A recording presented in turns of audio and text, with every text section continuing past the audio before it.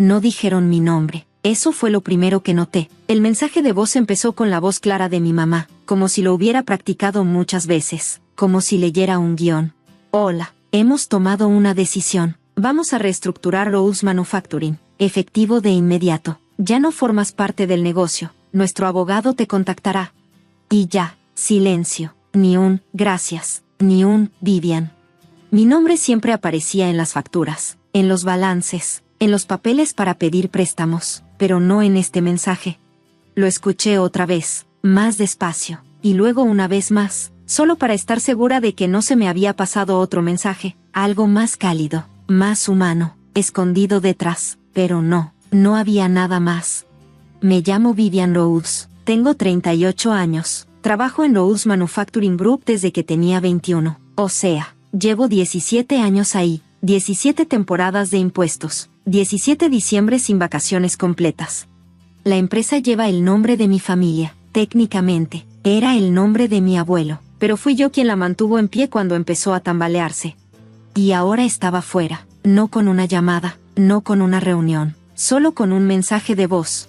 Me quedé sentada en la cocina de mi casa en Seattle, con la taza de café todavía llena, pero ya fría. El ruido del refrigerador sonaba más fuerte de lo normal, o tal vez era el silencio detrás de sus palabras lo que hacía que todo se sintiera más pesado. Mi papá no dijo nada en el mensaje, pero sabía que estaba ahí. Se escuchó cómo soltaba el aire justo después de que mi mamá dijo, abogado, como si esa fuera su forma de ponerle punto final a todo. Mi papá se llama Graham Rhodes, mi mamá es Elaine. Ellos empezaron la empresa después de que murió mi abuelo, pero fui yo quien puso las manos, el tiempo, el esfuerzo. Yo hice que todo siguiera funcionando. Ellos tomaron esa decisión juntos. Pude haberles llamado, preguntarles por qué, pedirles al menos una parte de la verdad, pero no lo hice. En lugar de eso, abrí mi laptop y busqué un correo que tenía guardado del abogado que conocí hace 2 años en una aburrida conferencia de finanzas en Phoenix. No le expliqué nada, no pedí consejos, solo escribí, ya es hora, hablemos de opciones. Y le di enviar. La primera vez que caminé por la fábrica de Rhodes Manufacturing tenía 21 años. Mis zapatos estaban muy limpios y mi traje era demasiado formal. Me acuerdo que uno de los jefes de línea hizo una broma y dijo que parecía perdida, como si fuera camino a una entrevista en un banco. No se equivocaba, pero yo tenía muchas ganas de aprender. Era ingenua, terca, pero con hambre de hacerlo bien. Mi abuelo, Richard Rhodes, fundó la empresa en 1967 con solo una máquina de soldar y un apretón de manos. Murió justo cuando terminé la universidad. Entonces la empresa pasó a mis papás, 50% para mi papá, 30% para mi mamá, y el otro 20% quedó pendiente, para cuando mi hermano mayor, Zach, decidiera unirse al negocio familiar. Pero nunca lo hizo. Zach prefería las startups y los espacios de coworking. Decía que el trabajo con metales era muy sucio para alguien con visión. Se mudó a Austin, fracasó 3 veces y al final se regresó a Oregón. Pero no volvió a la fábrica, se fue directo a la oficina de dirección estratégica. Yo me quedé, empecé trabajando en el área de compras, luego pasé a nóminas, tomé clases en la noche para aprender sobre logística y cadena de suministro. Después, me convertí en la persona a la que llamaban cuando los números no cuadraban o había que rehacer los papeles del préstamo antes de la mañana. Nadie me dio las gracias, pero dejaron de dudar si yo pertenecía ahí. Mi mamá le decía a la gente que yo era la niña de los números, como si todavía tuviera 12 años y siguiera haciendo las cuentas de la casa en la mesa de la cocina. Viv nos mantiene aterrizados, decía riéndose, no sabemos qué haríamos sin ella. Y lo curioso es que yo me lo creí, viví con esa frase durante muchos años. Me aferré a ella como si fuera una armadura, incluso cuando tuve que pedir una segunda hipoteca sobre mi casa para poder pagar la nómina, porque 2 clientes grandes dejaron de pagar. Nunca le conté a nadie, ni siquiera a mis papás. Simplemente mandé el dinero a través de una empresa fantasma para que no se viera tan desesperado. En el informe trimestral, lo llamé liquidez para estabilizar. Al siguiente trimestre, cuando todo volvió a la normalidad, escuché a mi papá decirle a alguien de la junta, Zach tomó una buena decisión con esa estrategia de facturación. Estaba orgulloso de él, y Zach ni siquiera había abierto QuickBooks en meses. Como siempre, me lo tragué. Me dije que no importaba quién se llevara el crédito, mientras la empresa siguiera viva. Ese era mi papel, no ser la que sale en el periódico, sino la que aparece en la carpeta de emergencias.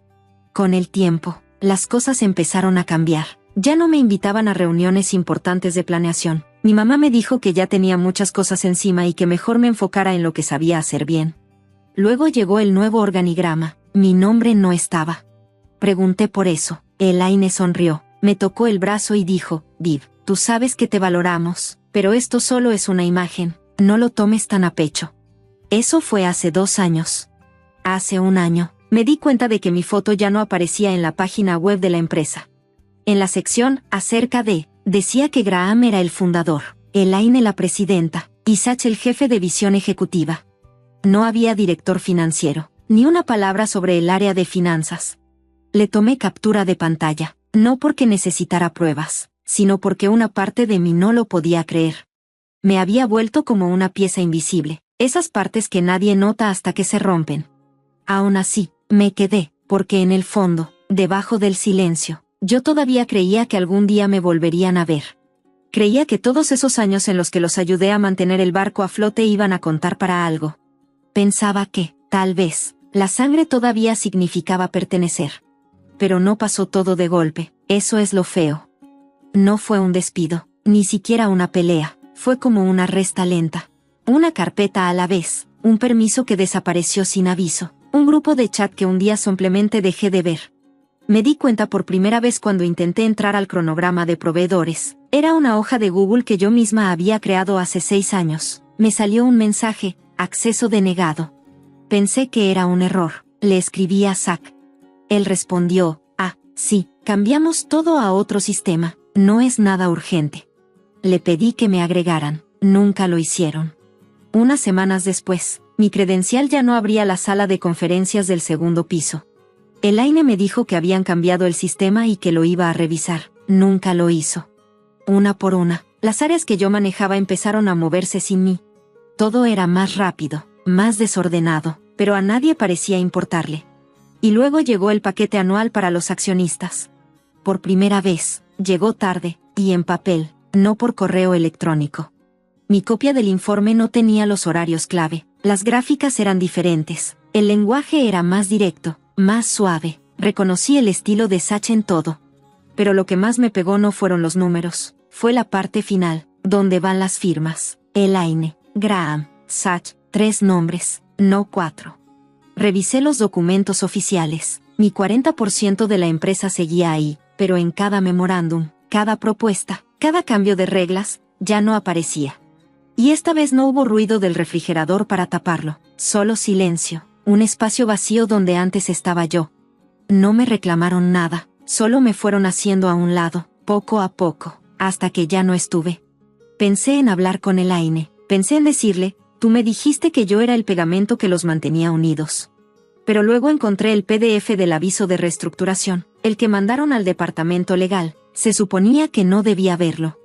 Al final, junto a las firmas, vi el nombre de Elaine Rodés, presidenta, madre. La misma mujer que una vez me sostuvo la cabeza mientras lloraba porque no cumplí con una meta del trimestre. La misma que me dijo, Viv, no podríamos hacer esto sin ti. Y fue ella quien firmó el documento que decía, ya no te necesitamos. No respondí, ni al paquete, ni al memo de Zach, ni siquiera al buzón de voz. ¿Y qué iba a decir? Me olvidaron. No, no me olvidaron, me borraron, y eso es diferente. Durante unos días, esperé por costumbre. Una parte de mí todavía pensaba que alguien me iba a buscar, que me iban a preguntar si estaba bien, que me dirían que todo fue un error y que lo iban a arreglar. Pero nadie lo hizo. Y fue ahí cuando algo dentro de mí cambió, tranquilo. No fue como una tormenta, fue como cuando una puerta se cierra detrás de ti, no suena fuerte, pero se siente el aire cambiar. Abrí el viejo hilo de Gmail, el de Phoenix, de hace 2 años, esa conferencia aburridísima en un hotel igual de aburrido. Ahí conocí a una abogada, Janet Lynn, trabajaba en un despacho chiquito, pero especializado en cambios de capital privado. Intercambiamos tarjetas, nada especial, pero guardé su contacto. Le escribí un correo corto, 5 líneas, sin drama. Janet, estoy lista para explorar opciones sobre mi 40% en Lowe's Manufacturing. Ha habido cambios internos. Dime cuándo podemos hablar. Viví en Lowe's. Su respuesta llegó en menos de 1 hora. Entendido, le aviso a mi equipo. Empezamos con una revisión silenciosa, sin alertas. Esa frase se me quedó grabada, revisión silenciosa. Sonaba como un idioma que por fin entendía. Mientras ellos me reestructuraban, yo empecé a armar lo mío. No era venganza, ni siquiera justicia, solo quería una salida, pero no bajo sus condiciones. Empecé a juntar pruebas, correos, transferencias, viejos archivos de QuickBooks, respaldos, préstamos personales que nunca me reconocieron y que ayudaron a salvar la empresa cuando estaba mal. Todo lo que hice por ellos y que nunca mencionaron. Mis carpetas estaban llenas, hojas de Excel, PDFs, estados de cuenta. Tenía todo guardado en papel, aunque ellos pensaban que ya lo había olvidado, pero no era así. Lo imprimí todo, lo etiqueté, le puse colores por año, me tomó días.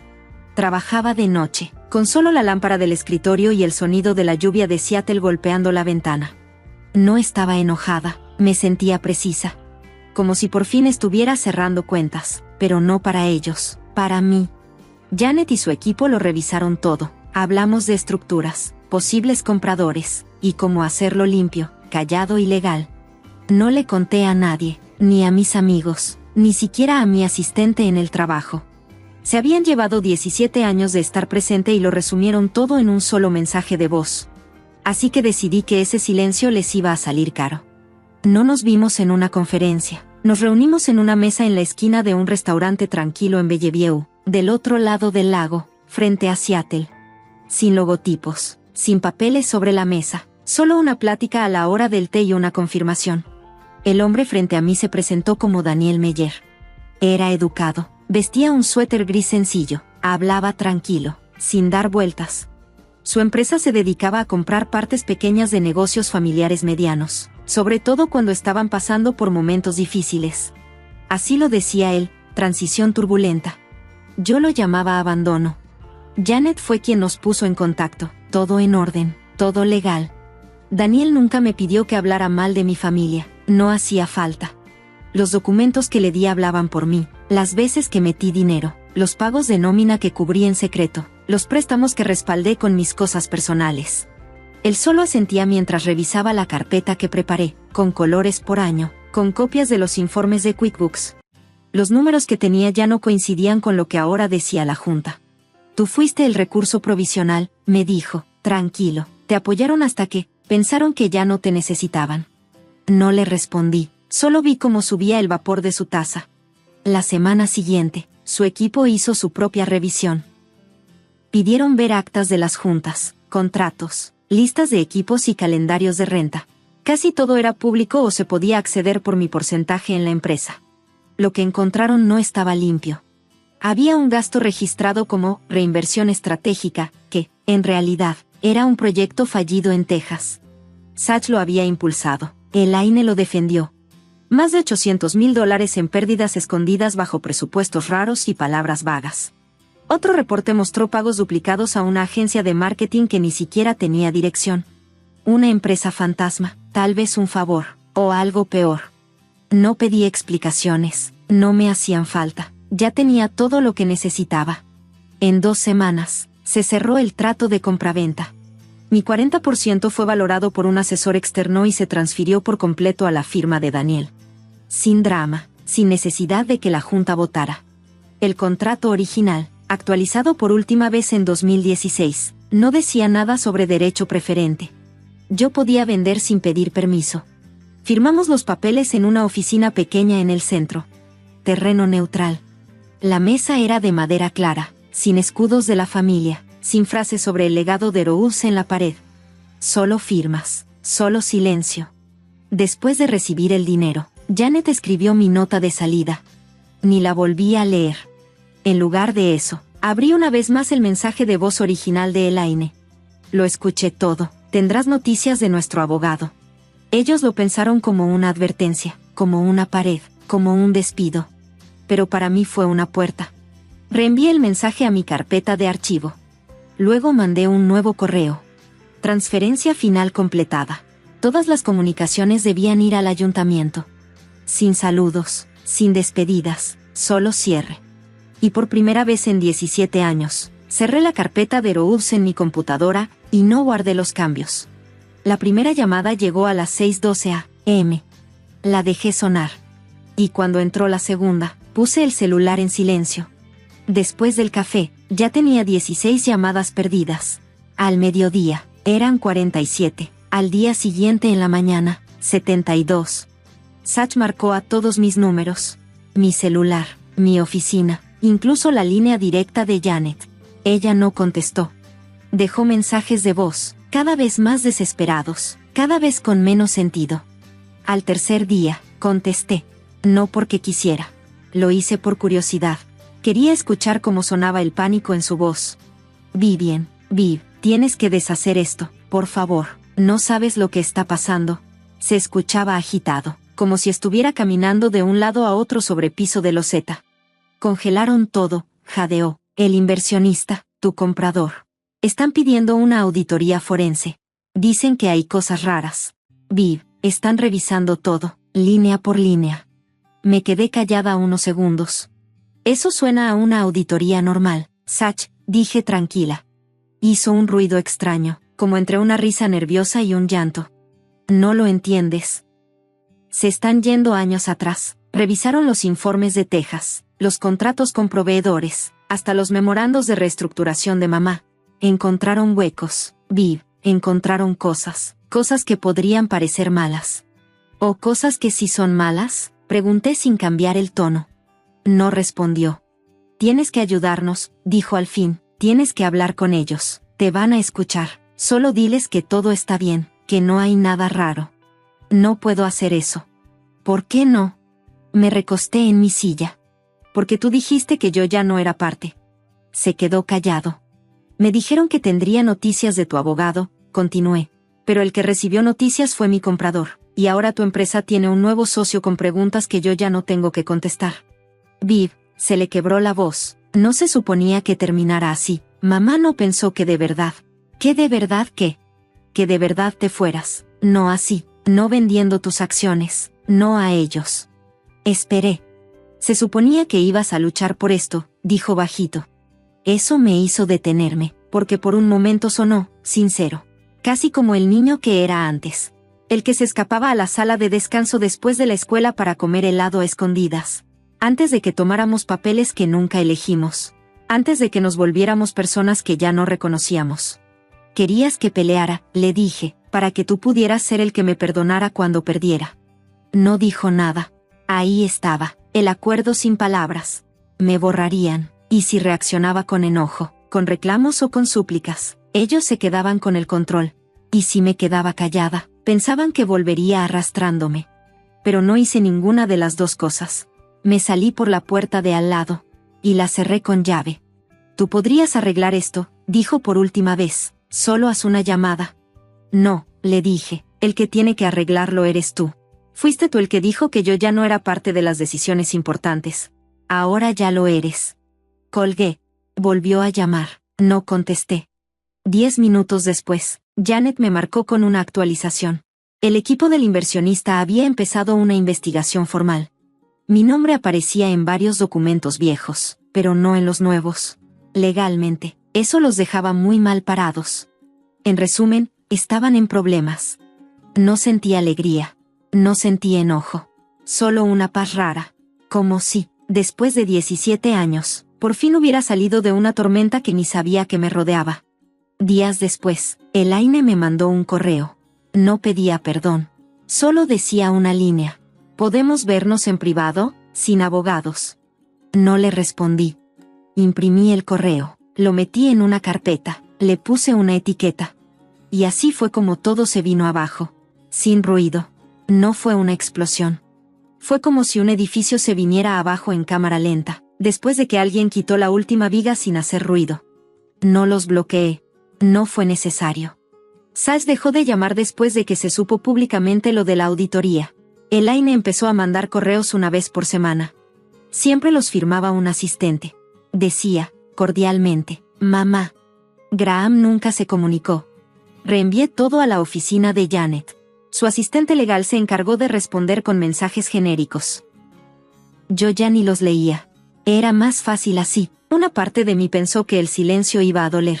Me preparé para eso, como si viniera otra tormenta después de la primera. Pero nunca llegó. En lugar de dolor, había un espacio. Uno que no había sentido en muchos años. No era soledad, no era tristeza. Era un respiro. Dejé de despertarme con la mandíbula apretada. Dejé de revisar el celular cada 5 minutos. Volví a tener fines de semana. El café me duraba caliente. La luz del sol entraba por la ventana y no se sentía desperdiciada. Por primera vez en casi 20 años, mi tiempo era mío. No tenía reuniones, ni crisis que resolver, ni pendientes que alguien más había causado y que yo tenía que arreglar, mientras me decían que tenía suerte de estar involucrada. Solo había calma. Y en esa calma, por fin entendí algo. No me dejaron fuera por ser débil. No fue por meterme en cosas que no debía.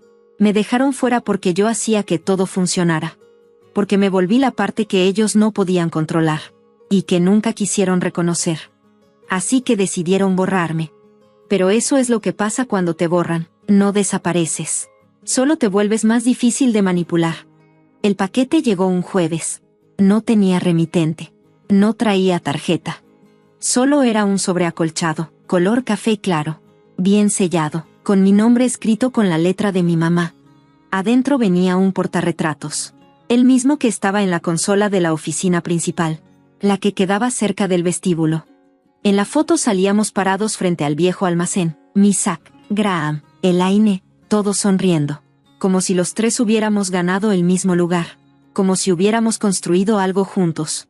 En ese tiempo, yo sí lo creía. Pero ahora, al mirar bien, noté algo que antes no había visto. El portarretratos tenía una esquinita rota. Y el vidrio tenía una grieta muy delgada, que cruzaba justo mi cara. No estaba roto por completo. No parecía que alguien lo hubiera hecho a propósito. Se veía como algo que pasó con el tiempo. Como si el tiempo mismo me hubiera ido borrando poco a poco. No lo arreglé. No lo colgué. Ni siquiera lo puse en mi escritorio. Lo guardé en un cajón. Lo cerré despacio, sin hacer ruido. Y con eso, cerré la última puerta que me quedaba abierta. Sin coraje. Sin buscar un final bonito. Ellos dijeron, ya no eres parte de esto. Y yo respondí, ya entendí. Eso fue suficiente. A veces, la última palabra no es lo que dices. Es lo que decides no decir. Y a veces, la imagen más sincera de una familia, es justo esa que te mandan de regreso, porque ya no pueden verla. Si alguna vez te han borrado en silencio, no porque hiciste algo mal, sino porque no podían soportar lo fuerte que te mantuviste firme. No tienes que explicar nada. Solo deja un símbolo abajo,